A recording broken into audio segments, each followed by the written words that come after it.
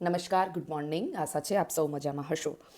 હવે આપણે આજનું ઇન્ડિયન એક્સપ્રેસ તારીખ છે 3 ઓગસ્ટ 2026. ફ્રન્ટ પેજ પર એક એડવર્ટાઇઝમેન્ટ, એક જાહેરાતના રૂપમાં એક વસ્તુ આપવામાં આવી છે, તો મને લાગ્યું ઇમ્પોર્ટન્ટ છે મેન્સની દ્રષ્ટિએ, પ્રિલિમ્સની દ્રષ્ટિએ, તો તમારી સાથે એની ચર્ચા કરવામાં આવે. ભાષાવાદ 3.0 નેશનલ ટ્રાન્સલેશન કોન્ફરન્સ ક્યાં થવાની છે? દિલ્હીમાં. કઈ તારીખે? તો 29 થી 30 ઓગસ્ટ 2026. આ તો કદાચ ક્યાંક નાની મોટી એક્ઝામમાં પૂછે, બરાબર. ભાષાવાદ છે એ 2 વર્ષ પહેલાં વાતચીત થઈ હતી કે આવું કંઈક થવું જોઈએ ઇન્ડિયામાં, અને ભારતમાં ઘણી બધી ભાષાઓની વિવિધતા છે. તો આ ભાષાઓની વિવિધતા માટે અહીંયા આ એક કોન્ફરન્સ થાય છે. કોના દ્વારા? આ અશોકા યુનિવર્સિટી છે, એનું અશોકા સેન્ટર છે, એ અહીંયા પ્રેઝન્ટ થવાનું છે ટ્રાન્સલેશન માટે. A part of the Harish and બીનાસા સ્કૂલ છે હ્યુમાનિટીની, એના અન્વયે અશોક સેન્ટર છે, ને અહીંયા આ ભાષાવાદ 3.0નું આયોજન કરેલું છે, બરાબર. તો આ એક નાનકડા ન્યૂઝ હતા, સીધું એક્ઝામમાં પૂછી શકે કે ભાષાવાદ 3.0 છે, ક્યાં આયોજિત થયું હતું. પછી વાક્યના રૂપમાં પૂછે તો કોના સંકલનમાં થયું હતું. તો આ ખાલી એ રીતે યાદ રાખવાનું છે. અને હા, આપણા મેઇન્સમાં પણ આ રીતે કંઈક કલ્ચરના પોર્શનમાં તમે આને વેલ્યુ એડિશન તરીકે તમારી નોટ્સમાં નોંધી દેવાનું છે કે આ પ્રકારના પ્રયાસો થવા જોઈએ. આની અંદર જુઓ, લેંગ્વેજની વિવિધતા, એનું અનુવાદ અને એઆઈ દ્વારા લેંગ્વેજને કઈ રીતે એનરીચ કરી શકાય એવા પ્રયાસો થશે. તો આ સંદર્ભમાં કંઈ લખવું હોય તો તમે મેઇન્સમાં એ દૃષ્ટિકોણથી લખી શકો, બરાબર. કઈ કઈ ભાષાઓ છે તો જુઓ કેવી. આપણે આ તો મને બાંગ્લા લાગે છે, આ લખ્યું છે ભીલી. અહીંયા ઇંગ્લિશ, ગુજરાતી, હરિયાણવી, હિન્દી, મરાઠી, મિઝો, સંસ્કૃતમ, પંજાબી, અને આ છે ઉર્દુ. અને આ બધી સાઉથની લાગે છે, બરાબર. કઈ છે પર્ટિક્યુલરલી આ લિપિ વાંચીને ન કહી શકીએ, પણ ઘણી બધી ભાષાઓ છે. અને આનો એક ડેટાબેઝ છે ભાષાવાદ.inનો, જે ડેટાબેઝ ભારતની ઘણી બધી ભાષાઓનું અહીંયા મેપિંગ કરવામાં આવ્યું છે, બરાબર. તો આ રીતે એક મેઇન્સમાં પણ તમે જુઓ, આમાં નાના ન્યૂઝ હોય પણ તમે એ દૃષ્ટિકોણથી વાંચ્યા હોય, યાદ રાખ્યા હોય, તો તમે ત્યાં લખી શકો છો. હવે આપણે એક એવો આર્ટિકલ તો ન કહી શકાય, પરંતુ ન્યૂઝ છે, પણ મને એવું લાગે છે કે આવા ન્યૂઝ છે એ એક્ઝામ પોઈન્ટ ઓફ વ્યૂથી, જ્યારે હવે જે 5 નંબરની એક્ઝામ છે મિત્રો, એ એક્ઝામમાં શું છે, એમાં ડ્રગ્સ એન્ડ નાર્કોટિક ઓફિસર ઇન્સ્પેક્ટરની કોઈ જગ્યા ઉમેરી છે, બરાબર. તો હવે એ દૃષ્ટિકોણથી એમ લાગે કે આ વખતે મેઇન્સમાં સ્પેશિયલ ભરતી અને સારી એવી કંઈક છે ડ્રગ એન્ડ નાર્કોટિક્સ અન્વયે. તો એ પ્રકારના કોઈ ન્યૂઝ આવ્યા હોય તો મેઇન્સના દૃષ્ટિકોણથી જોઈ લેવા, કારણ કે એકાદું ક્વેશ્ચન બની શકે, બરાબર. તો હવે આ જે છે એ આર્ટિકલ એવું કહે છે કે આપણા અહીંયા 3 થી 3.9 લાખ કેસ પેન્ડિંગ છે. શેના? તો 3.9 લાખ કેસ છે એ એવા પેન્ડિંગ છે જે એનડીપીસી એટલે નાર્કોટિક ડ્રગ જે કેસ છે, અહીંયા એનું ફૂલ ફોર્મ હશે, બરાબર, નાર્કોટિક ડ્રગ્સ એન્ડ સાયકોટ્રોપિક સબસ્ટાન્સ. તો આને હું હાઇલાઇટ કરી દઉં, તમે લોકો એને તમારી નોટબુકમાં લખી દેજો, બરાબર. Narcotic drugs and psychotropic substance act અન્વયે કેટલા કેસ પેન્ડિંગ છે? 3.96 લાખ, બરાબર. આટલા કેસ છે પેન્ડિંગ છે. અને આ એક્ટ છે એ મિનિસ્ટ્રી ઓફ હોમ અફેર્સ અન્વયે બધું ગવર્ન થાય છે, બરાબર. આ આર્ટિકલ આપણે એટલા માટે સમજવો જરૂરી છે કે આપણી જે મેઇન્સ એક્ઝામ છે એમાં બીજું કે હવે જો આવા કોઈ પણ એક્ટ હોય, આટલું બધું હોય, તો એ એક્ટ શું છે એ તમારે પ્રિલિમ્સ પેપર અન્વયે પણ આવી શકે. તો narcotic drugs and psychotropic substance 1985 act છે એ આ કાયદાની મુખ્ય જોગવાઈઓ અને દંડ વિશે તમને પ્રિલિમ્સમાં પૂછી શકે, તો તમારે એક્સ્ટ્રા એફર્ટ્સ કરીને થોડું જાણી લેવાનું, બરાબર. ત્યાર પછી આપણું આ એક્ટ અન્વયે એક બ્યુરો છે, બ્યુરોનું નામ છે નાર્કોટિક્સ કંટ્રોલ બ્યુરો, બરાબર. એ શું કરે? તો આ બ્યુરોની ભૂમિકા અને એનું જે એચઓ છે એ ગૃહ મંત્રાલયની હેઠળ આવે. તો આ રીતે આ યાદ રાખવાનું છે. હવે આની અંદર આ બે વસ્તુ જ્યારે આવે ત્યારે આપણા બેક ઓફ માઇન્ડમાં ક્યાંક ને ક્યાંક આપણને ખબર છે કે એક ડેથ ટ્રાયેંગલ જેવું કરીને છે, એક ડેથ ક્રેસેન્ટ કરીને છે. તો આ બધા શું છે? આ બધા એવા શબ્દો છે કે જે તમારે મેઇન્સમાં લખવાના છે, બરાબર. અહીંયા હું લખી દઉં તમારા માટે. યસ, બરાબર. શું? તો ડેથ ટ્રાયેંગલ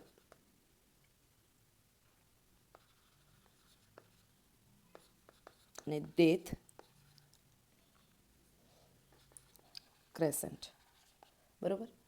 હવે આ છે ને, આ આર્ટિકલ શું કહે છે? આર્ટિકલ કહે છે કે એક તો પેન્ડન્સી બહુ છે, બરાબર. પેન્ડન્સી વધારે પડતી છે. કેટલી? તો 3.96 લાખ કેસ છે એ પેન્ડિંગ છે, જે સ્પેશિયલ એવા ક્રાઇમ હોય નાર્કોટિક્સ અને ડ્રગને લગતા. એક વસ્તુ આ ડેટા યાદ રાખવાનો તમારે. પછી બીજું કે સ્પેશિયલ કોર્ટનો અભાવ છે, સ્પેશિયલ કોર્ટનો અભાવ. કેમ? તો જુઓ, એમએચએ છે મિનિસ્ટ્રી ઓફ હોમ અફેર્સ, એની અંદર એનસીબી છે, narcotics control bureau.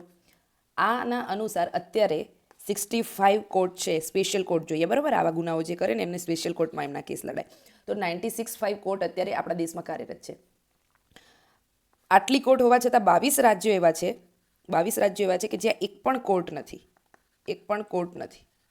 Okay, Punjab છે તો એકલા પંજાબના કેટલા કેસીસ છે? તો 60,000 જેટલા કેસ, કેરળના 50,000 કેસ, પશ્ચિમ બંગાળ, મધ્યપ્રદેશ જેવા રાજ્યોમાં લાખો કેસ પેન્ડિંગ હોવા છતાં આ બધા રાજ્યોમાં, મધ્યપ્રદેશમાં છે, પશ્ચિમ બંગાળમાં, ત્યાં કોઈ વિશિષ્ટ અદાલત એટલે સ્પેશિયલ કોર્ટ ત્યાં છે જ નહીં. એટલે આવું કોઈ પણ ક્વેશ્ચન પૂછાય તો આ યાદ રાખવાનું છે કે એમપી અને વેસ્ટ બંગાળ અહીંયા સ્પેશિયલ કોર્ટનો અભાવ. બરાબર, તો આ મિકેનિઝમ ઉપર સરકારે વિચારવું જોઈએ. એટલે આ એ દ્રષ્ટિકોણથી તમારે યાદ રાખવાનું છે. જુઓ, આવી જ રીતે હવે નોલેજ અક્વાયર થશે તમારે. તમે આખો ટોપિક એકસાથે ક્લિયર કરવા બેસશો તો બાકી ટોપિક રહી જશે. એટલે રોજ રોજ જે આવે એને ટોપિક સમજીને યાદ રાખવાનું. અને મીન્સમાં ક્વેશ્ચન કંઈથી બી આવી શકે. બરાબર, હવે કેન્દ્ર સરકારે આ માટે શું કહ્યું છે? સુપ્રીમ કોર્ટે એવું કહ્યું કે આટલા બધા કેસ પેન્ડિંગ છે, તો સુપ્રીમ કોર્ટે આ ચિંતાને ધ્યાને લીધી.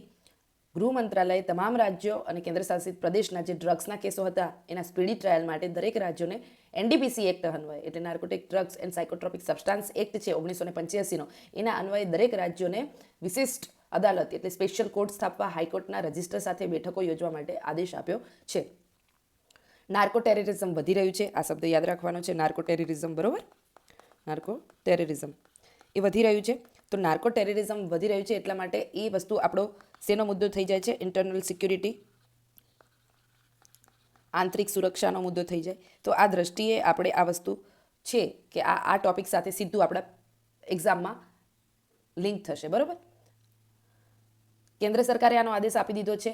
અને ગૃહમંત્રી અમિત શાહે ભારતની ભૌગોલિક સ્થિતિમાં ડેથ ટ્રાયેંગલ, તમે જુઓ કે અફઘાનિસ્તાન, પાકિસ્તાન અને ઇન્ડિયા, આ ત્રણે, અને આ બાજુ છે મ્યાનમાર, આપણું બાંગ્લાદેશ અને ભારત, તો આ બધું ડેથ ટ્રાયેંગલ અને ડેથ ક્રેસન્ટ તરીકે ઓળખાય છે. બરાબર, તો આ બંને બોર્ડરો એવી છે કે જ્યાં ક્રોસ બોર્ડર નાર્કો ટેરરિઝમ વધારે થાય છે. અને અહીંયા ઓર્ગેનાઇઝડ અપરાધો વધારે થાય છે, સંગઠિત અપરાધો, ડ્રગ્સની હેરાફેરી થતી હોય.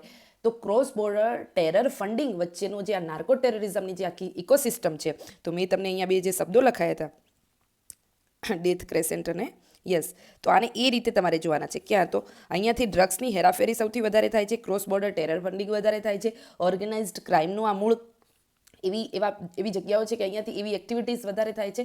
તો નાર્કોટિક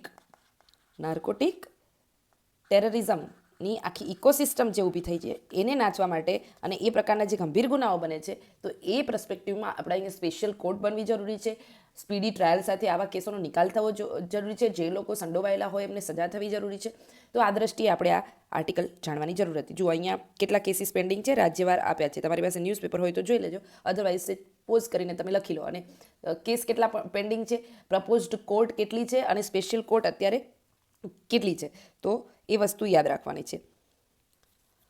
હવે આપણે જઈએ આપણા મૂળ આર્ટિકલ કે જ્યાં શું કરવાનું છે. ઓકે, આની સાથે હું તમને કદાચ કહી દઉં કે ક્યાં તમને સીધું કામ લાગશે. જુઓ, જ્યુડિશિયલ પેન્ડન્સી, આપણે જનરલી લખતા હોઈએ કે જ્યુડિશિયલ પેન્ડન્સી આમ છે, પણ એમાં તમે વિશેષ લખો ને કે નાર્કો કેસને લઈને જ આટલી બધી પેન્ડન્સી છે, તો એ તમને વેલ્યુ એડિશન તરીકે 1-2 માર્ક્સ વધારે અપાવી શકે. અથવા તો પરીક્ષકને ગમે કે આને સ્પેસિફિક વસ્તુ લખી છે અને એટલી બધી જરૂરી છે કે આ નેશનલ સિક્યુરિટીને સીધો ખતરો છે. બરાબર, પછી બીજી વસ્તુ કે કેન્દ્ર રાજ્ય વચ્ચેના જે સંબંધો છે એમાં તમે જુઓ હવે ત્યાં આ મુદ્દો કઈ રીતે લાગુ પડે. તો કેન્દ્ર રાજ્ય વચ્ચેના સંબંધો આપણા મેઇન્સમાં મુખ્ય ટોપિક છે. કેન્દ્ર રાજ્યમાં કાયદો અને વ્યવસ્થા એ કોનો વિષય છે? તો એ સ્ટેટ લિસ્ટનો વિષય છે. પરંતુ સામે રાષ્ટ્રીય સુરક્ષા અને આવા ગંભીર અપરાધો હોય એ કોનામાં આવશે? એ કેન્દ્ર સરકારમાં આવશે.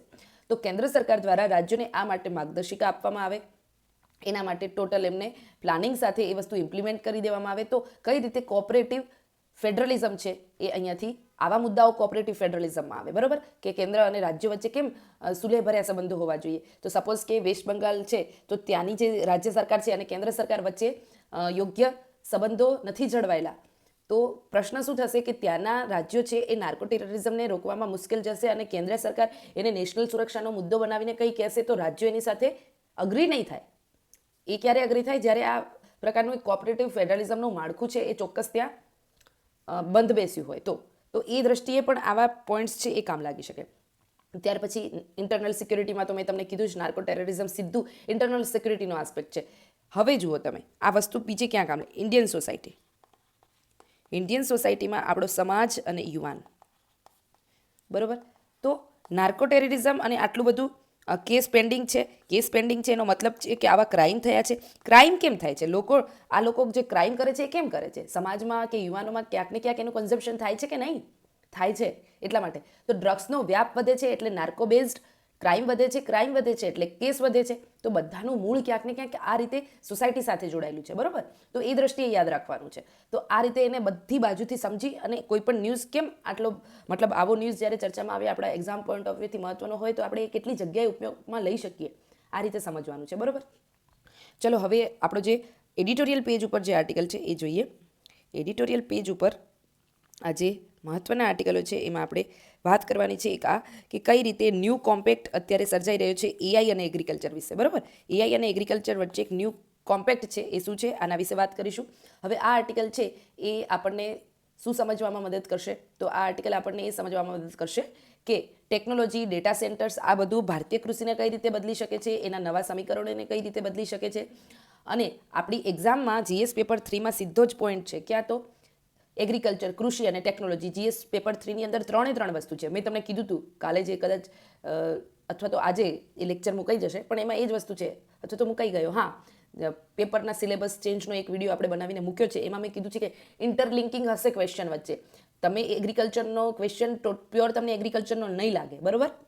કારણ કે જીએસ પેપર 3ની અંદર સાયન્સ એન્ડ ટેકનોલોજી છે, એન્વાયરમેન્ટ છે, જ્યોગ્રાફી છે અને ઇકોનોમી છે. ઇકોનોમીના ભાગરૂપે પણ કૃષિ છે, જ્યોગ્રાફીના ભાગરૂપે પણ કૃષિ છે, એન્વાયરમેન્ટમાં પણ કૃષિ છે અને ટેકનોલોજી પણ એવી કૃષિને લગતી બની શકે. તો આ રીતે આખા ક્વેશ્ચન પૂછાશે, બરાબર. તો જુઓ હવે જીએસ પેપર 3માં તમને આ આર્ટિકલ છે એનું ડિસ્કશન સીધું કામ લાગશે. કઈ રીતે? તો કૃષિ અને ટેકનોલોજીનું કન્વર્ઝેશન ક્યાં થાય છે, રિન્યુએબલ એનર્જી અને સસ્ટેનેબલ ડેવલપમેન્ટ, આ સોલર પેનલ છે તો એ કૃષિમાં કઈ રીતે કામ લાગે છે. કોઓપરેટિવ જે સંસ્થાઓ છે જેમ કે આપણે સોસાયટી જોઈ છે, કોઓપરેટિવ સોસાયટીઝ હોય, દૂધ મંડળી હોય, તો આ બધું આ આર્ટિકલમાં આની પણ ચર્ચા છે. ત્યારબાદ ઇન્ફ્રાસ્ટ્રક્ચર ડેવલપમેન્ટ અને લેન્ડ એક્વાઇઝેશન. તો આ મુદ્દો ક્યાંનો આવ્યો? આ અગેન જીએસ પેપર 3નો મુદ્દો થયો, બરાબર. પરંતુ ગવર્નન્સનો મુદ્દો પણ થઈ જાય કારણ કે જ્યારે આવી લેન્ડ એક્વાઇઝેશનની સરકાર કોઈ બાબતે કરતી હોય ત્યારે એના ઉપર લોકોને સાથે જોડીને ચાલવું પડે, સહભાગી પ્રક્રિયામાં લોકોને સાથે રાખવા પડે.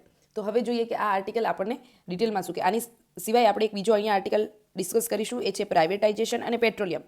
Privatisation and petroleum, let's resurrect an old question. હવે શું કહેવાય કે પેટ્રોલિયમ ક્ષેત્રમાં પ્રાઇવેટ ક્ષેત્ર છે એ કેટલું જરૂરી છે આ પ્રશ્ન હંમેશાથી ચર્ચામાં રહ્યો છે. આ પ્રશ્ન યુપીએસસી જીપીએસસીના વિદ્યાર્થીઓને મેન્સમાં કેવી રીતે કામ લાગી શકે? તો મિત્રો આ આર્ટિકલ છે એ જીએસ પેપર 2માં સરકારની નીતિઓ અને આંતરરાષ્ટ્રીય સંબંધો. જુઓ આપણા અત્યારે મિડલ ઇસ્ટના દેશો સાથે સંઘર્ષ ચાલી રહ્યા છે. આ સંઘર્ષમાં મેરીટાઈમ ચોક પોઈન્ટ્સ તરીકે સ્ટ્રેટ ઓફ હોર્મુઝ અત્યારે ચર્ચામાં છે. ઉર્જા સુરક્ષા આપણો અત્યારે મહત્વનો મુદ્દો થઈ ગયો છે એને લઈને. તો પેટ્રોલિયમ ઇન્ડસ્ટ્રી અને પ્રાઇવેટાઇઝેશન આનું જે સમીકરણ છે તો એ આપણે GS 2ની દ્રષ્ટિએ ક્યાંય પણ લખવામાં કામ લાગી શકે. ત્યાર પછી GS 3 અગેન ઉર્જા સુરક્ષા છે, આંતરિક સુરક્ષા છે, એ બધી આની સાથે સંકળાયેલી છે આપણા સ્ટ્રેટેજિક પેટ્રોલિયમ રિઝર્વ સાથે. તો એ રીતે બીજું કે આપણે ગ્રીન ટ્રાન્ઝિશન કઈ રીતે લાવી શકીએ, કઈ રીતે ફોસિલ ફ્યુઅલ ઉપરથી રિન્યુએબલ એનર્જીમાં જઈશું, તો એ દ્રષ્ટિએ પણ આ આર્ટિકલમાં ચર્ચા થશે. અને આ દ્રષ્ટિએ તમારે સમજવાનો છે કોઈ પણ આર્ટિકલ આપણે કેમ ડિસ્કસ કરી રહ્યા છીએ, બરાબર. તો ચલો આપણે હવે આર્ટિકલ 1 બાય 1 ડિસ્કસ કરવાનું શરૂ કરીએ. આ આર્ટિકલ છે એ છે આપણા એગ્રીકલ્ચર અને એઆઈ, કૃષિ અને ટેકનોલોજી વચ્ચે. તો આર્ટિકલની શરૂઆતમાં જ કહ્યું છે કે આ એક નવું સમીકરણ અત્યારે બેસી રહ્યું છે કૃષિ અને આર્ટિફિશિયલ ઇન્ટેલિજન્સ વચ્ચે. આંધ્રપ્રદેશ એવી સ્થિતિમાં છે કે જ્યાં આંધ્રપ્રદેશ પાસેથી દેશના બાકીના ભાગોએ શીખવાની જરૂર છે કે ડિજિટલ ટેકનોલોજી કઈ રીતે ખેડૂતના પરિવારો માટે સમૃદ્ધિ લાવી શકે. તો તમારે અહીંયાથી સીધું જ તમને એક મોડેલ મળી ગયું. હવે આ તમારે લખી લેવાનું, મેન્સ જે લોકોએ આપતા હોય અને સીધું કામ લાગશે કે એગ્રીકલ્ચરમાં ક્લાઉડ બેઝ એઆઈ ટેકનોલોજી છે એનો ઉપયોગ કયા રાજ્યએ સારો કર્યો છે? તો આંધ્રપ્રદેશે, બરાબર. તો આ વસ્તુને અન્ય રાજ્યોમાં મોડલ તરીકે આ મોડલ આને પૂરું પાડ્યું, એને અહીંયા ઇમ્પ્લિમેન્ટ કરવાની જરૂર છે. તો એ હિસાબથી તમારે આ એઝ અ એક્ઝામ્પલ રૂપમાં ક્યાંય પણ ક્વેશ્ચન પૂછાય તો તમારે લખવાનું છે. હવે આંધ્રપ્રદેશ સમક્ષ પસંદગી એ હતી કે વિકાસ એ માત્ર એકલો કે પછી ખેડૂતોની સાથે. તો એમને એવું મોડલ બનાવ્યું કે ખેડૂતોને સાથે લઈને એમને રાષ્ટ્રનો વિકાસ, રાજ્યનો વિકાસ થાય એ પસંદ કર્યું. હવે આર્ટિકલની શરૂઆત થાય છે અને આર્ટિકલની શરૂઆતમાં લેખક શરૂઆત કરે છે કે Andhra Pradesh chief minister Chandrababu Naidu has proved to be visionary and investment friendly politician. બરાબર, તો સિમ્પલ છે કે આંધ્રપ્રદેશના મુખ્યમંત્રી ચંદ્રબાબુ નાયડુ છે એમને એક દૂરદર્શી અને રોકાણકારી એક રાજકારણી તરીકે સાબિત થયા છે. તેમણે તાજેતરના વર્ષોમાં શું કર્યું? તો ભારતની સૌથી મોટી ટેકનોલોજીની જે આખી લાર્જેસ્ટ ટેકનોલોજી ઇન્વેસ્ટમેન્ટ છે એ રિસન્ટ યરમાં એમને કર્યું છે. ત્યાર પછી Google has committed 15 billion to 1 gigawatt AI data center in Visakhapatnam, expected the largest such center in Asia when it becomes the operationalized in 2028. ગૂગલે વિશાખાપટ્ટનમાં 1 ગીગાવોટનું AI ડેટા સેન્ટર સ્થાપ્યું છે. તેના માટે $15 અબજ એને રોકાણ કર્યું છે, રોકાણ કરવાનું નક્કી કર્યું છે. 2028માં જો આ શરૂ થઈ જશે તો પછી એશિયાનું સૌથી મોટું ડેટા સેન્ટર બનશે. તો એ તમારે આ ફેક્ટ્સ છે એ યાદ રાખી દેવાની કે આપણે આ પ્રકારનો કંઈક પ્રયત્ન કરી રહ્યા છીએ. બરાબર, ક્યાં છે? વિશાખાપટ્ટનમમાં છે. કોનું છે? ગૂગલનું છે. અને 2028 સુધીમાં ઓપરેશનલાઇઝ થાય તો એશિયાનું સૌથી મોટું બની શકે. હવે આગળ છે કે such large data centre will require 24 gigawatt of power each day. હવે અહીંયાથી એક વિચારવા લાયક પ્રશ્ન શરૂ થાય છે કે આટલું મોટું ડેટા સેન્ટર છે ને એને રોજનો 24 ગીગાવોટ વીજળીની જરૂર પડશે. મીટિંગ ધીસ ડિમાન્ડ, હવે તમે આ ડિમાન્ડ છે એ ક્યાંથી પૂરી કરશો? તો મીટિંગ ધીસ ડિમાન્ડ, અન્ય ગ્રાહકો પર તમારે ખાસ કરીને કૃષિ ક્ષેત્ર પાસેથી વીજળી લઈને આ માંગ પૂરી કરવાથી સામાજિક તણાવ પેદા થઈ શકે. જ્યારે થર્મલ પાવર વધારવાથી પર્યાવરણને મોટું નુકસાન થઈ શકે છે. જુઓ, આ વસ્તુ આપણે શીખવાની છે, એટલા માટે જ આર્ટિકલ રોજ ડિસ્કસ કરવાના હોય. યસ, કે આપણે આવું કંઈક લઈ આવીએ છીએ. એક બાજુ આપણે વાહ કરીએ કે ડેટા સેન્ટર આવે છે, ડેટા સેન્ટર આવે છે. બરાબર, ડેટા સેન્ટરને શું જોઈશે? રોજની આ 1 ગીગાવોટનું જ છે, અહીંયા લખ્યું છે આઈ થિંક. બરાબર, 1 ગીગાવોટ 1 ગીગાવોટનું જ છે, પણ એને રોજની વીજળી કેટલી જોઈશે? 24 ગીગાવોટ. હવે આ 24 ગીગાવોટની વીજળી એક જ ડેટા સેન્ટરને રોજ જોઈએ તો એ વીજળી ક્યાંથી આપશો? તમે શું ખેડૂતોને વીજળી આપો છો એમાંથી કાપ કરશો કે પછી નવા થર્મલ સ્ટેશન સ્થાપશો? નવા થર્મલ સ્ટેશન સ્થાપશો તો પર્યાવરણને નુકસાન થાય, અને ખેડૂતો પાસેથી વીજળી લઈ લો તો પછી કૃષિને નુકસાન થાય. તો આનું સમાધાન કઈ રીતે કરવું? તો આંધ્રપ્રદેશ છે એને શું કર્યું? તો આ બાબતે આ ડિમાન્ડને મીટ કરવા માટે Andhra Pradesh will have to look for alternative like nuclear energy or renewable like solar powers. આંધ્રપ્રદેશે આ તરફ વિચારવાનું નક્કી કર્યું છે કે કાં તો આપણે આ વીજળી એમને પરમાણુ ઉર્જા દ્વારા આપીએ અથવા તો સોલર પાવર દ્વારા આપીએ. બરાબર, હિયર લાઇઝ એન ઓપોર્ચ્યુનિટી, અને અહીં જ ખેડૂતો માટે એક ઓપોર્ચ્યુનિટી છે. હવે આ ઓપોર્ચ્યુનિટી ખેડૂતો માટે શું છે કે જમીન પર એમને ખેતી તો ચાલુ જ રાખવાની છે. હવે અહીંયા સ્વચ્છ વીજળી ઉત્પન્ન કરવા માટે AI અર્થવ્યવસ્થામાં ભાગ લેવાની ઉત્તમ તક કોની પાસે રહેલી છે? ખેડૂતો પાસે રહેલી છે. એગ્રીવોલ્ટિક્સ અથવા તો એગ્રી ફોટોવોલ્ટિક્સ, આનો આર્ટિકલ મેં અગાઉ પણ ડિસ્કસ કરાવ્યો છે. તમે આપણા જુલાઈના પહેલામાં જશો તો તમને એક થંબનેલ એવું મળશે કે જેના ઉપર લખેલું જ છે કે એગ્રી ફોટોવોલ્ટિક્સ. બરાબર, તો આ એગ્રી ફોટોવોલ્ટિક્સ શું છે?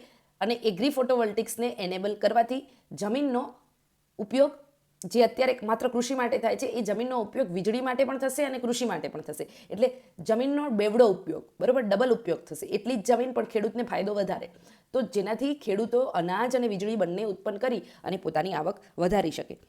બરાબર, હવે આ વસ્તુ છે ને એ તમારે અહીંયા યાદ રાખી લેવાની છે કે શું અહીંયા આપણે એગ્રી હાઉસ હોલ્ડ બનાવવાના છે અને એગ્રી હાઉસ હોલ્ડ સાથે એગ્રી વોલ્ટિક્સને પણ એનેબલ કરવાના છે. આ બંને વસ્તુ એકબીજા સાથે સંબંધિત છે. બરાબર, agri household to become a participant in a emerging AI economy. આ હાઉસ હોલ્ડને AI ઇકોનોમીમાં જોડવાના છે. અને આ કઈ રીતે? તો એગ્રી વોલ્ટિક્સને આપણે એનેબલ કરવા પડશે. એગ્રી વોલ્ટિક્સ એટલે શું? સપોઝ કે આ જમીન છે, બરાબર, અહીંયા તમે પાક વાવ્યો છે ને અહીંયા તમે સોલાર પેનલ પણ ઊભી કરી દીધી. બરાબર, તો આ સોલર પેનલથી અહીંયા વીજળી પણ ઉત્પન્ન થશે અને પાક અહીંયા એવા વાવવાના કે જે આ રીતે સોલર પેનલની નીચે ઉગી શકે, તો બંને ફાયદો થાય તમને. બરાબર, તો આ વસ્તુ છે એગ્રીવોલ્ટિક્સમાં. હવે આગળ લેખક કહે છે કે Andhra Pradesh has already introduce policy innovation. Andhra Pradesh સરકારે પહેલેથી જ આવી નીતિગત પહેલ લાવી ચૂક્યું છે. ડેટા સેન્ટરને ડીમ્ડ ડિસ્ટ્રીબ્યુશન લાયસન્સ આપે છે.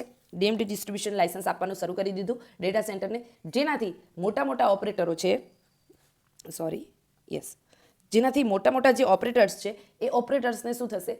પોતાની વીજળી જાતે કઈ રીતે પ્રાપ્ત કરી શકે એ માટેના નવા આયામો એ શરૂ કરશે. However this innovation needs to be followed by a series of complementary measures to avoid power cuts of other sector. પરંતુ આ પ્રકારની જે શરૂઆત છે ડીમ્ડ ડિસ્ટ્રીબ્યુશન લાયસન્સ ડેટા સેન્ટરને આપવાની, પણ એમાં એ વસ્તુ ધ્યાન રાખવું પડશે કે કઈ રીતે બીજા સેક્ટર છે, કૃષિ સેક્ટર છે, આપણા ઘરે જે વીજળી જોઈએ, પછી બીજા ઇન્ડસ્ટ્રીઝમાં વીજળી જોઈએ, તો ત્યાં પાવર કટ ના થવો જોઈએ આ ડેટા સેન્ટરને વીજળી આપવાની સામે. એ વસ્તુ સુનિશ્ચિત કરવી પડશે. આગળ લેખક કહે છે કે વી propose that Google devote a modest portion its investment to developing captive solar generation on a farmer fields. હવે લેખકનું સૂચન એવું છે કે ગૂગલે તેના રોકાણનો એક નાનો ભાગ ખેડૂતના ખેતરોમાં સોલર પાવર વિકસાવવા માટે ફાળવવો જોઈએ. જુઓ કઈ રીતે કેટલું સરસ આ લોકોએ સજેસ્ટ કર્યું કે ગૂગલના ડેટા સેન્ટર આવી રહ્યા છે, ગૂગલને વીજળી જોઈશે, ગૂગલને વીજળી ખેડૂતોની વીજળીમાં કાપ મૂક્યા વગર આપવાની છે.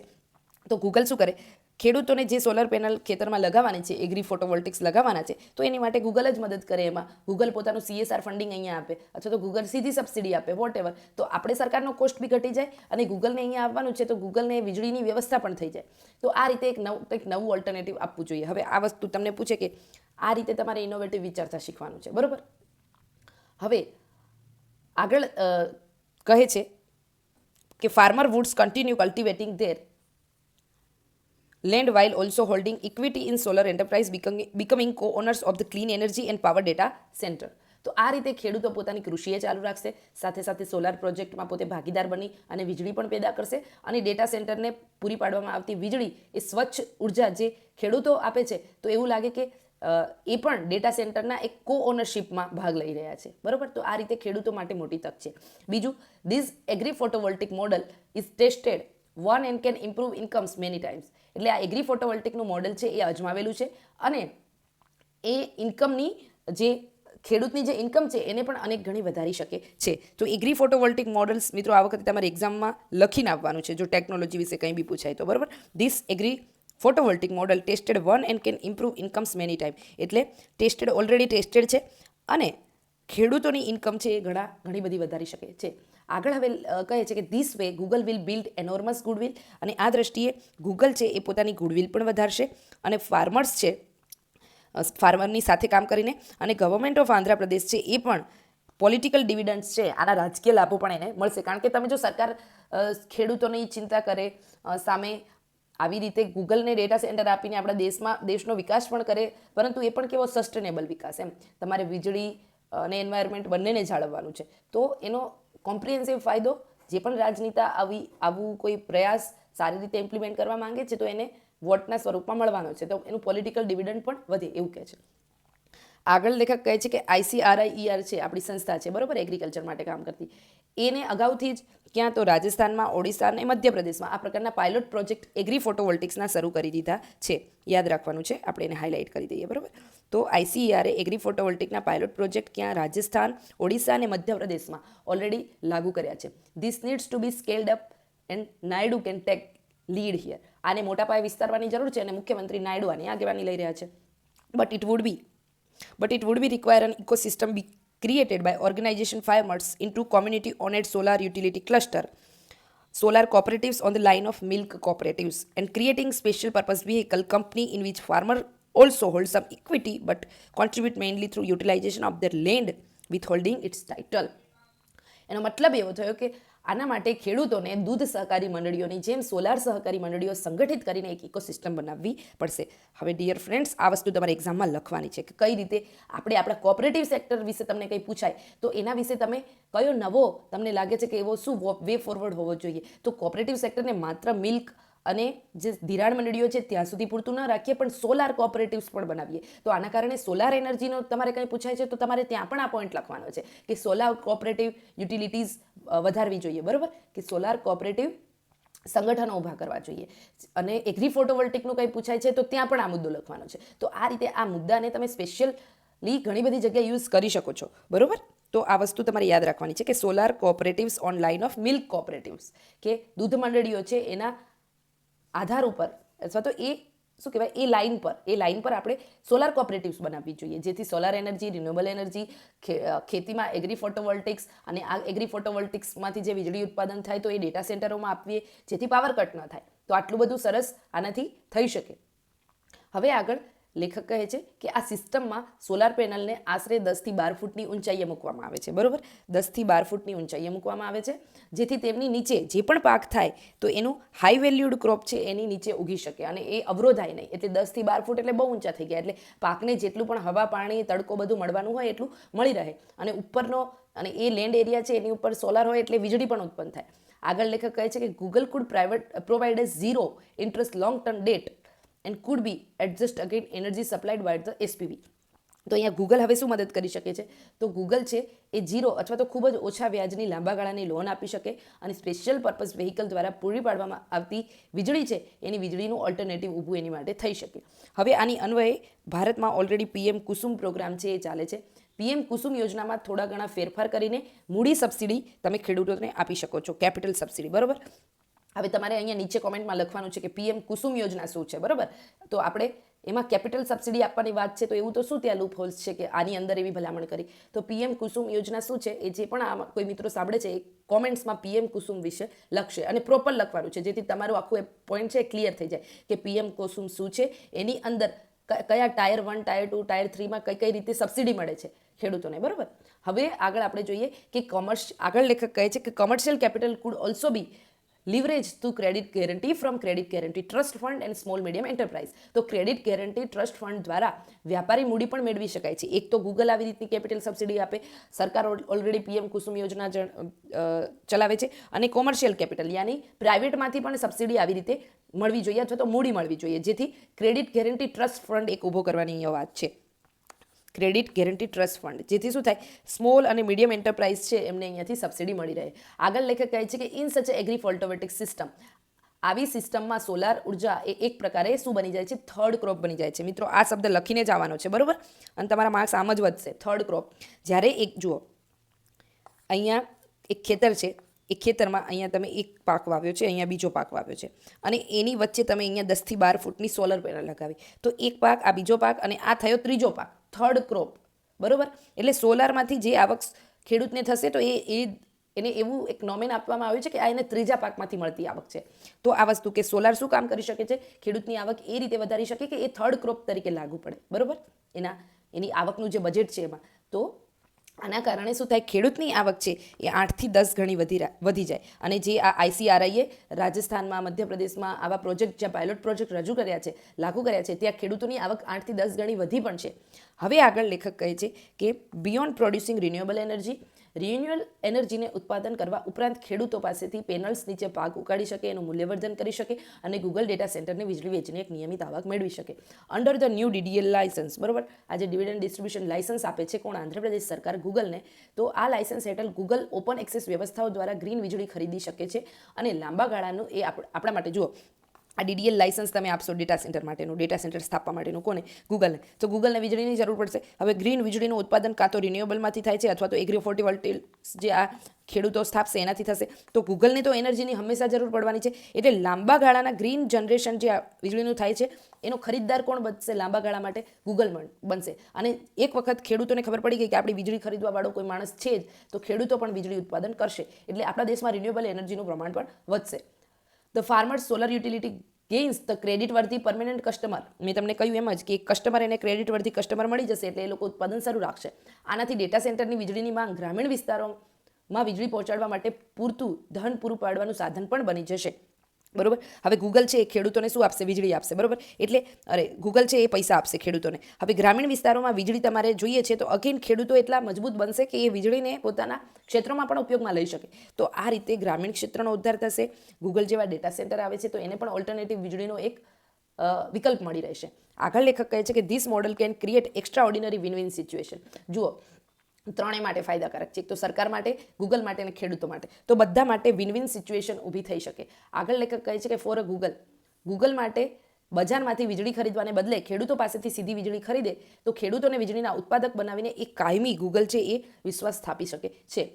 આગળ લેખક કહે છે કે અ ગીગાવોટ, બરાબર, a gigawatt even few hundreds megawatt of its source for farmer owned agri photovoltaic system is legacy story the company can tell the decades to come. હવે આ વસ્તુ પણ સારી કીધી છે લેખકે અહીંયા. કઈ રીતે? તો આ ગૂગલ જે છે એ શું કરશે? કે ખેડૂતોની ઓનરશિપમાં એમને સિસ્ટમમાં ભાગ બનાવ્યા, બરાબર, અને એમનાથી જે ગીગાવોટથી જે વીજળી ઉત્પન્ન કરી, અને આ એક મોડેલ છે, આ એક વાર્તા છે. એ કંપની અન્ય રાષ્ટ્રોને ઇન્ટરનેશનલ લેવલે ગર્વથી કહી શકશે કે જુઓ અમે કઈ રીતે આખું જે અત્યારે ટેકનોબેઝ રેવોલ્યુશન આવી રહ્યું છે એમાં અમે ખેડૂતોને પણ સહભાગી બનાવ્યા. હવે in a country where large project live or die social licence and goodwill is not a soft sentiment. હવે આપણા દેશમાં આવું છે કે આપણા દેશમાં મોટા પ્રોજેક્ટો લોકોના સમર્થન વગર ટકતા નથી, અને ત્યાં સદભાવના, સોશિયલ સેન્ટિમેન્ટ ખૂબ મહત્વપૂર્ણ હોય છે. તો ગૂગલ માટે આ સૌથી ચીપેસ્ટ ઇન્સ્યોરન્સ બની શકે જો એ ખેડૂતો સાથે મળીને પોતાનું કામ પૂરું કરે તો. હવે રાજ્ય સરકાર માટે આ મોડલ છે એ સંભવિત વિવાદોને અગાઉથી જ અટકાવી દેશે, કારણ કે મોટા ભાગે વિવાદ શું હોય કે આ આવશે તો પાવર કટ્સ થશે, અને પાવર કટ્સથી ખેડૂતને નુકસાન થશે, આજુબાજુના ગામના લોકોને નુકસાન થશે. પરંતુ એના માટે તો ઓલ્ટરનેટિવ મોડલ ગૂગલ એગ્રો ફોટોવોલ્ટિક્સથી અપનાવી રહ્યું છે, અને એના લીધે ખેડૂતોને આવક વધશે. એટલે લગભગ સરકાર માટે જે સંભવિત વિવાદો છે એ પહેલેથી જ અટકી જાય આવા મોડલમાં. તો આ મોડલને તમારે ક્યાં લખવાનું છે કે જ્યારે ક્યાંય બી એવો મુદ્દો આવે સોશિયલ ઇમ્પેક્ટ એનાલિસિસનો, બરાબર, સોશિયલ ઇમ્પેક્ટ એનાલિસિસનો મુદ્દો આવે ત્યાં તમારે એઝ અ એક્ઝામ્પલના રૂપમાં આંધ્રપ્રદેશ સરકાર છે એ શું કરી રહી છે, ગૂગલ ડેટા સેન્ટર સ્થાપી રહી છે. આ ગૂગલ ડેટા સેન્ટર સ્થાપવામાં એમને ખેડૂતોને સહભાગી બનાવ્યા છે. તો આ રીતે તમે ઇન્ક્લુઝિવ વેમાં કોઈ પણ ડેવલપમેન્ટ કરો તો ત્યાં વિરોધની જે આખી પોલિસી છે એ ઘટી જાય. હવે આગળ બીજું અહીંયા આગળ લેખક કહે છે કે સરકારે ક્લાઉડ ટેકનોલોજી અને ખેડૂતો વચ્ચે એકની પસંદગી કરવાની અહીંયા ફરજ પડે નહીં, કારણ કે બંને એકબીજા સાથે અત્યારે સંકલન સાધીને એકબીજાનો વિકાસ કરી રહ્યા છે. આગળ લેખક કહે છે કે it is now Sundar Pichai and Naidu work with farmer producer company. આ રીતે, બરાબર, જુઓ પૂછાશે તમને કે કઈ રીતે ટેકનોલોજી અને ગ્લોબલાઇઝેશન છે એને આપણે વધારે લોકલ બનાવી શકીએ. તો એમાં આ ઉદાહરણ આપવાનું કે સુંદર પિચાઈ અને મુખ્યમંત્રી નાયડુ છે એક એવું મોડેલ લઈને આવ્યા છે કે જ્યાં ઉત્પાદક કંપનીઓ અને સહકારી સંસ્થાઓ મળીને રાજ્યભરમાં 1 મેગાવોટથી ઓછામાં ઓછી 5000 એગ્રો ફોટોવોલ્ટિક સિસ્ટમ સ્થાપવા માટે કામ કરશે. તો ખેડૂતો અને આ લાર્જ કંપની ગૂગલ અને સાથે સરકાર આ બધાનું એક સાથે મળીને એક જાણે ઇનિશિયેટિવ શરૂ થઈ રહ્યું છે. તો બરાબર, આ રીતે ગ્લોબલાઇઝેશન, ટેકનોબેઝ રિવોલ્યુશન લોકલ બની શકે એનું આ ઉદાહરણ છે. આગળ કહે છે કે તમે એવું અઝ્યુમ કરો કે 1 મેગાવોટ સિસ્ટમનો ખર્ચ કેટલો થશે, 4 કરોડ રૂપિયા. તો ગૂગલની સામે જે એનર્જીની જરૂરિયાત છે એને પૂરી કરવા માટે કેટલા હજાર કરોડનો જરૂર પડશે, તો 2000 કરોડ રૂપિયા. તો આટલું બધું રોકાણ છે એ આ ક્ષેત્રમાં જોઈશે. એઝ અ મેન્શન અર્લિયર, અગાઉ જણાવ્યું તેમ એક નવું ઇનોવેટિવ બ્લેન્ડેડ ફાઇનાન્સ ઇન્સ્ટ્રુમેન્ટ આની માટે જરૂર પડશે. આ તમારે આ વર્ડ યાદ રાખવાનો છે. જે પણ મિત્રો ગુજરાતી ઇંગ્લિશમાં તમે કોઈ પણ ભાષામાં લખો, અમુક વર્ડ એ જ રીતે લખવાના હોય, તો એ વર્ડ કેવા હોય આવું. તો એક ઇનોવેટિવ બ્લેન્ડેડ ફાઇનાન્સ ઇન્સ્ટ્રુમેન્ટ ઊભું કરવું પડશે. હવે આની અંદર શું હશે, તો નવીન નાણાકીય વ્યવસ્થા જે ફંડિંગની હશે એ એવી રીતે સ્થાપવામાં આવે કે જે સમસ્યા સ્ટમ્બલિંગ બ્લોક ન બની જાય. એટલે એ ગેરંટેડ હોય અને એમાં ગેરંટેડ બાયબેકની યોજના પણ હોય, બરાબર. એના કારણે આ ફંડિંગ છે A does not become સ્ટમ્બલિંગ block, એટલે ફંડિંગના કારણે અવરોધ ઊભો ન થવો જોઈએ. આગળ વાત કરે છે કે more importantly there will be a minimal burden on state or national budget. અને રાજ્ય અને જે રાજ્યનું જે બજેટ છે અને રાષ્ટ્રનું બજેટ છે એની ઉપર આવી પદ્ધતિઓ હોય કેવી, તો અહીંયા વાત કરીએ રીતે નવીન blended financial innovative blended financing instrument હોય તો એ ભાર સરકારના બજેટ ઉપર ઓછો પડે. હવે ઇન ધ એન્ડ આર્ટિકલ કહે છે કે the choice of Andhra Pradesh faces is not between development and farmers. Andhra Pradesh સમક્ષ પસંદગી એ છે જ નહીં કે વિકાસ કે ખેડૂતો, આ વચ્ચેની પસંદગી નથી, કારણ કે આના માટે એમને એક કોઓપરેટિવ મોડેલ બનાવ્યું. વિકાસના બે અલગ મોડેલો વચ્ચેની સ્પર્ધા નથી રહી. હવે તો એવું હવે એ લોકો શું કરે છે કે in a one land is acquired, power is drawn and what is left behind is a one time rent and long standing grievances. એક મોડલ જ્યાં જમીન સંપાદિત થાય, પાવર ખેંચવામાં આવે અને પાછળથી માત્ર એક જ વારનું ભાડું અને પછી લાંબી ફરિયાદો છે એ ઊભી રહી જતી હોય છે. પરંતુ આ એક બીજું મોડલ જે આંધ્રપ્રદેશે આપણને આપ્યું, જેમાં શું કરવામાં આવ્યું છે કે ખેડૂતને જ કો ઓનર્સ બનાવી દેવામાં આવ્યો છે, ખેડૂતને સહમાલિક બનાવી દેવામાં આવ્યો છે. એગ્રી ફોટોવોલ્ટિક સિસ્ટમ દ્વારા એની એક સંપત્તિનું સર્જન થાય છે અને ડેટા સેન્ટર છે એ તો ગ્રાહક બની જાય છે. એટલે ગૂગલ અહીં ગ્રાહક છે, ખેડૂતો માલિક છે. આવું એક સિસ્ટમ આંધ્રપ્રદેશે આપ્યું. અને being proponent of the very licence that makes it possible, આ શક્ય બનાવનાર કોણ છે, તો આ ડીડીએલ લાયસન્સના સમર્થક તરીકે આંધ્રપ્રદેશ દેશના બાકીના ભાગને બતાવવા માંગે છે કે સૌથી એવી સ્થિતિઓનું સર્જન કરો કે જે ક્લાઉડ ટેકનોલોજી ખેડૂતના પરિવાર માટે, બરાબર, એગ્રી હાઉસહોલ્ડ માટે, ખેડૂતના પરિવારો માટે કેવી રીતે સમૃદ્ધિ લાવી શકે, કઈ રીતે પ્રોસ્પરિટી લાવી શકે. તો એવું રાજ્યએ મોડલ બનાવવું જોઈએ. તો આ આર્ટિકલ હતો જે આપણને કહે છે કે કઈ રીતે કૃષિ, ટેકનોલોજી અને ખેડૂત અને આ જે નવી નવી મોટી કંપનીઓ ભારતમાં ડેટા સેન્ટર સ્થાપી રહી છે, તો આ બધા વચ્ચે કેવો એક સહિયારો પ્રયાસ થાય અને દેશ સમૃદ્ધ બને. હવે આગળ જે આર્ટિકલ છે એ આર્ટિકલ છે પેટ્રોલિયમ અને પ્રાઇવેટાઇઝેશનનો, બરાબર. હવે જે આ આર્ટિકલ છે એ આર્ટિકલ છે કે કઈ રીતે પ્રાઇવેટાઇઝેશન અને પેટ્રોલિયમ આ બંને એક જૂના પ્રશ્નને ફરી આપણી આગળ મૂક્યો છે. તો અહીંયા આર્ટિકલમાં લેખક કહે છે કે શું સરકાર છે એ ઓઇલ અને નેચરલ ગેસ એટલે ONGC અને ઓઇલ ઇન્ડિયા લિમિટેડ જેવી સરકારી પેટ્રોલિયમ શોધ અને ઉત્પાદન કરતી જે કંપનીઓ છે એમનું આ ONGC અને OELનું એનું ખાનગીકરણ કરી દેવું જોઈએ એવો પ્રશ્ન પૂછે છે, બરાબર. ગંભીર ચર્ચા માટે આ પ્રશ્ન ખૂબ જ સંવેદનશીલ માનવામાં આવતો હતો અને લેખક જે લખે છે એ કહે છે કે હું ખાનગીકરણની તરફેણ કરવા માટે આ વાત ફરીથી નથી ઉઠાવી રહ્યો, પરંતુ આંતરરાષ્ટ્રીય પેટ્રોલ બજારની અત્યારે જે સ્થિતિ આ યુદ્ધના કારણે અને બધાના કારણે બદલાઈ ગઈ છે એના માટે આની ચર્ચા જ કરવી જરૂરી છે, બરાબર. આગળ લેખક કહે છે કે I resurrect it not to make case for privatisation but because the altered landscape, જે રીતે લેન્ડસ્કેપ બદલાઈ ગયો એ લેન્ડસ્કેપ બદલાઈ ગયો એટલા માટે આની ચર્ચા જરૂરી છે. લાસ્ટ મંથ છેલ્લા મહિનામાં શું થયું કે યુદ્ધના કારણે જે ઉર્જાનો ધુમાડો થયો છે એના કારણે મધ્ય પૂર્વના જે વેસ્ટ એશિયાના કન્ટ્રીઝ છે ત્યાં સંઘર્ષ થઈ રહ્યો છે અને સંઘર્ષના કારણે પેટ્રોલિયમના આખા ભાવ છે એ વધી ગયા. હવે આમાં 4 મોટા ફેરફારો આવ્યા હતા. એ લેખક કહે છે કે એમનો જે લાસ્ટ આર્ટિકલ હતો 6 જુલાઈએ લખ્યો હતો એની અંદર એમને કયા છે જો અને આમાં ફેરફાર આવ્યા ને એમાં એમને 4 કયા એ કયા હતા. એક તો કે અમેરિકી સુરક્ષા ઉપર બધાનો વિશ્વાસ ઘટી રહ્યો છે. બીજું કે સત્તાનું સંતુલન બદલવા માટે હવે દરિયાઈ માર્ગોનો ઉપયોગ થઈ રહ્યો છે. ત્રીજું ઈરાનમાં સત્તાનું બદલાતું સ્વરૂપ અને ઓપેકનો ઘટતો પ્રભાવ. એટલે આ 4 વસ્તુ યાદ રાખવાની છે કે એમને ઇન જનરલ કે આનાથી કેવા પરિણામ આવ્યા, બરાબર. તો એક, અમેરિકાની સુરક્ષા પર કોઈને વિશ્વાસ રહ્યો નથી કે અમેરિકા સુરક્ષિત કરી શકે એવું નથી. બીજું કે સ્ટ્રેટ ઓફ હોર્મુઝ એટલે આ દરિયાઈ નેવિગેશન છે એનું મહત્ત્વ વધ્યું. ત્રીજું કે ઈરાનમાં સત્તા પરિવર્તન અને ચોથું શું હતું તો ઓપેક કન્ટ્રીઝ છે. ઓપેક કન્ટ્રીઝ શું છે કોઈ બી એક વ્યક્તિ કોમેન્ટમાં કહી દેશે, બરાબર. ઓપેક કન્ટ્રીઝ એટલે એક કાર્ટેલાઇઝેશન છે જે ઓઇલ નું રિઝર્વ જે દેશોમાં વધારે છે એ દેશોનું આ એક સંગઠન છે. તો આ દેશો છે એમનું કાર્ટેલાઇઝેશન છે ખતમ થઈ રહ્યું છે, આમનો પ્રભાવ છે એ ઘટી રહ્યો છે. આગળ હવે લેખક કહે છે કે સિન્સ ધેન, બરાબર, since then the fog of war has descended again ફરીથી યુદ્ધના વાદળો ફરીથી ઘેરાઈ વળ્યા છે. આ બધું જ કઈ દિશામાં જઈ રહ્યું છે એ જોવું હવે અત્યારે ગંભીર મુદ્દો થઈ ગયો છે. અનેક પ્રકારની સ્થિતિઓ હવે આગળ સર્જાઈ શકે છે. ડોનાલ્ડ ટ્રમ્પ છે તો એની ડિપ્લોમસી કયા પ્રકારની છે કોઈ સમજી શકતું નથી, કઈ કૂટનીતિથી એ જીતે છે. રાષ્ટ્રપતિ ડોનાલ્ડ ટ્રમ્પ મુશ્કેલીમાં મુકાય અને ઈરાન સાથે સમજૂતી થાય અને હોર્મોઝની આ સ્ટ્રેટ ઓફ હોર્મુઝ ખુલે અને આ પ્રદેશ છે એ તો નો વોર નો પીસની સ્થિતિમાં પાછો ફરે. આ બધી આપણી મનોકામનાઓ છે, પરંતુ આ મનોકામનાઓ ક્યારે પૂર્ણ થશે એ કહી શકાય નહીં. અથવા તો પછી ઓર ધ મેડનેસ કન્ટિન્યુ, કાં તો પછી આ ગાંડ પણ છે એ આ લોકો આમને આમ ચાલુ રાખશે. અમેરિકી રાષ્ટ્રપતિ છે US president make real his threat to bomb Iran rubble. તો અમેરિકી રાષ્ટ્રપતિએ ઈરાનને નેસ્તનાબૂદ કરવા માટે પોતાની ધમકી સાચી ઠરાવવા માટે તૈયાર છે. બીજી શક્યતા એ હોઈ શકે છે કે મધ્ય પૂર્વનો સંઘર્ષ છે એ યુક્રેનના યુદ્ધ સાથે જોડાઈ જાય. મિત્રો આવું થાય ને તો બહુ ગજબ થઈ જાય, બરાબર.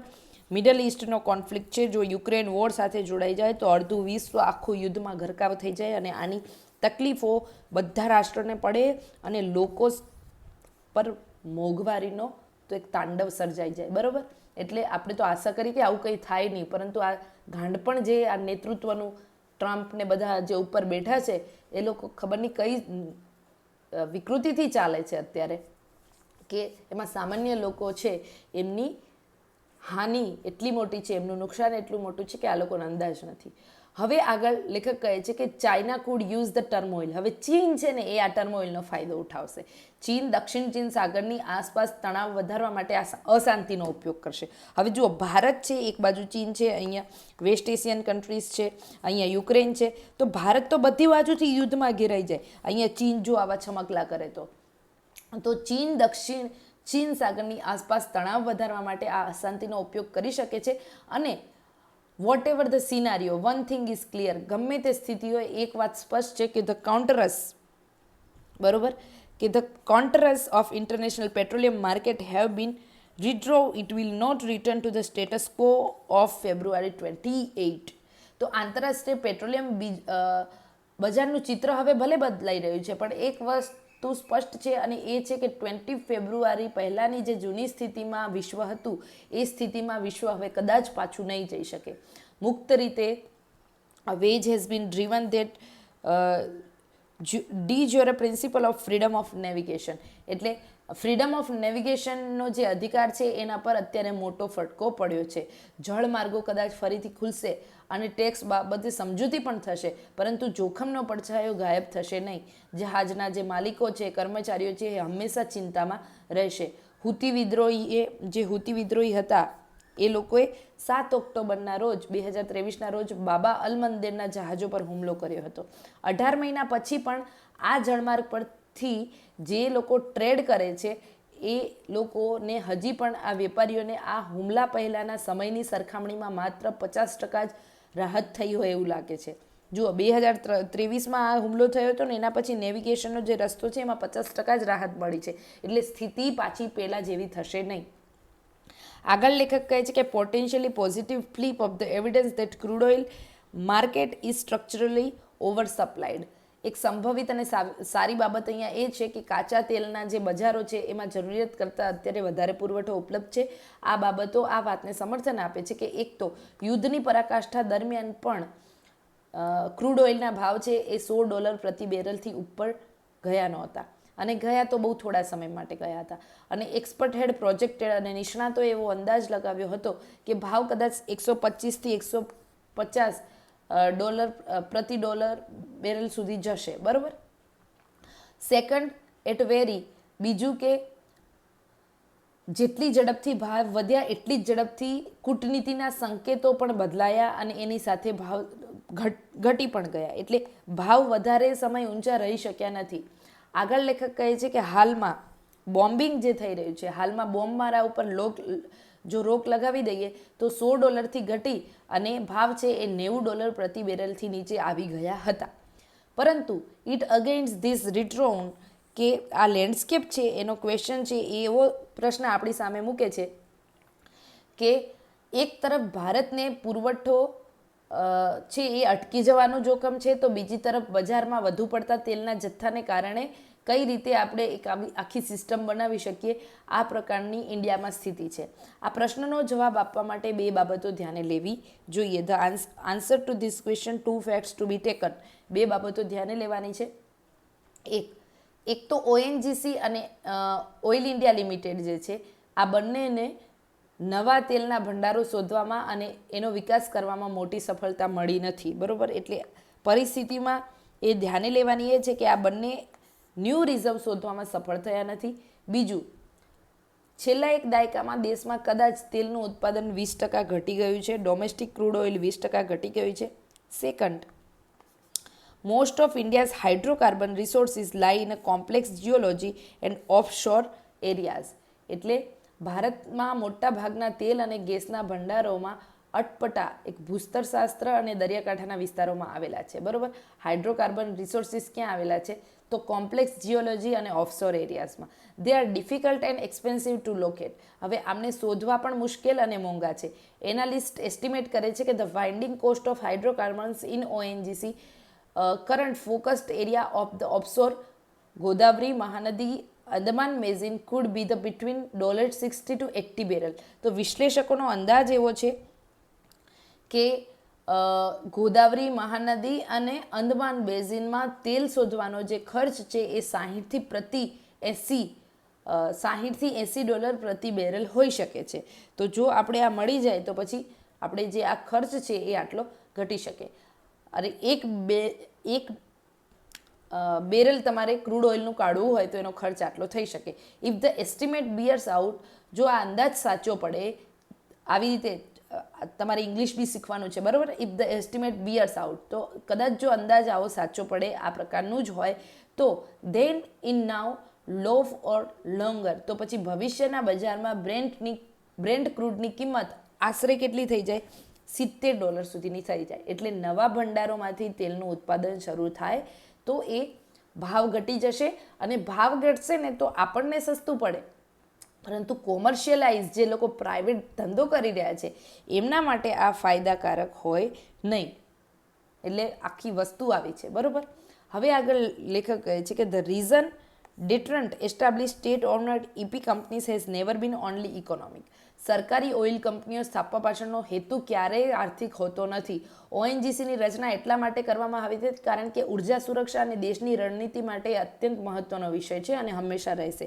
એટલે ONGCની સ્થાપના છે એ ફાયદા માટે નહોતી થઈ. બીજું, cost comparison should not therefore be the sole benchmark.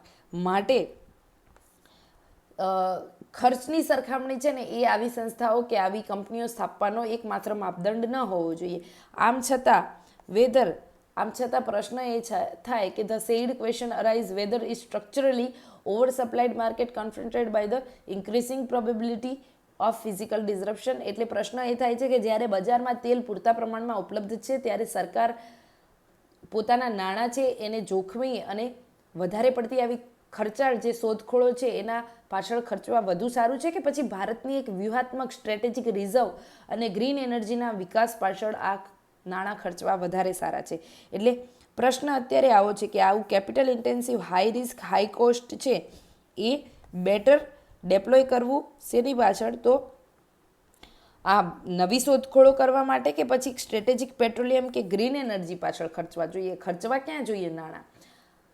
આગળ લેખક કહે છે કે currently India has a 6 to 7 days of crude oil import. અત્યારે ભારત પાસે ક્રૂડ ઓઇલ ઇમ્પોર્ટ કરે તો કેટલું આપણી પાસે છે? તો 6 થી 7 દિવસ આપણે કરી શકીએ એટલા આપણી પાસે નાણાં છે. This is not to be confused with commercial inventory.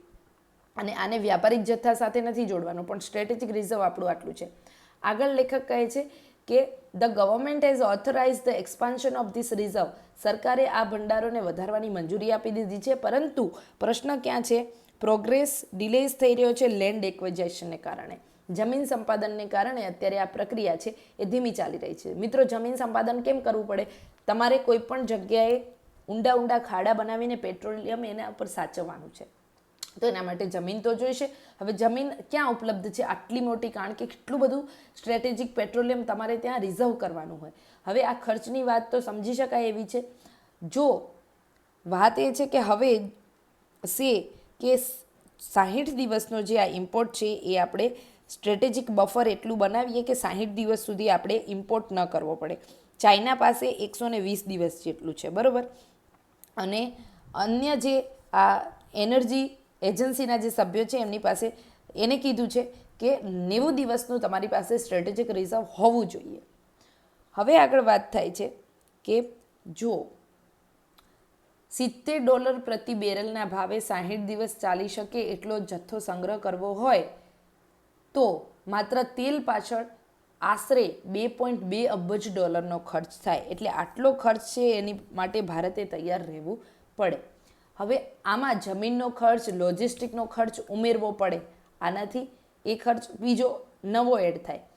આ કોઈ પણ એક નાનું રોકાણ નથી, ખાસ કરીને એટલા માટે કે કોઈ આમાં આર્થિક વળતર તમને નથી મળવાનું. ONGC કોઈ પણ તો ONGCને કંઈ ફાયદો નથી, બિકોઝ આ તો નેશનલ સિક્યુરિટી, સ્ટ્રેટેજિક સિક્યુરિટીનો મુદ્દો છે. એટલે બરાબર. આગળ લેખક કહે છે કે privatisation food provide the funding. અને અહીંયા તમને ફંડિંગ કોણ પૂરું પાડી શકે? તો ખાનગીકરણ કરો તો તમને અહીંયા ફંડિંગ મળી શકે. અને એટલા માટે આ પ્રશ્ન ઊભો થાય છે. પ્રશ્ન કયો? તો આ ફાયદા માટે છે નહીં, અને બીજી તરફ આટલો મોટો ખર્ચ છે એ ખર્ચ અહીંયા કરવો કે પછી આપણે ગ્રીન ટ્રાન્ઝિશન પર જતા રહેવું? તો આ પ્રશ્ન છે મૂળ. એટલે આ પ્રશ્ન ઉપર હવે તમારે ને મારે વિચારવાનું રહે કે શું મોડલ અપનાવવું જોઈએ. જો તમે થોડા સમય પછી તમે સતત આની સાથે જોડાયેલા રહેશો તો એક બીજો આર્ટિકલ આ જ લેખક લખશે અને એમાં એક ઓલ્ટરનેટિવ મોડલ પૂરું પાડશે. તો આ રીતે આપણે આપણી તૈયારીને કોમ્પ્રિહેન્સિવ બનાવવાની છે. તો આશા છે કે આવા આર્ટિકલનું ડિસ્કશન તમને મદદરૂપ થાય, આ બધા ટોપિક્સને બહુ વ્યવસ્થિત રીતે સમજવામાં, અને એક્ઝામમાં તમે આનો ઉપયોગ કરી શકો. ફરી મળીશું કાલે આપણે આવા નવા ટોપિક સાથે. અને આ સાથે મારે તમને એક વસ્તુ એ કહેવાની છે કે હું આજે સાંજે તમારી માટે જે ફૂલ ટાઈમ એસ્પિરન્ટ જે તૈયારી કરે છે એમની માટે એક ડેલી શેડ્યુલ બનાવું છું, અને એ ડેલી શેડ્યુલનો વિડીયો સાંજ સુધીમાં મુકાઈ જશે, જેથી તમે તમારી તૈયારીને એક સારો ઓપ આપી શકો. Thank you so much.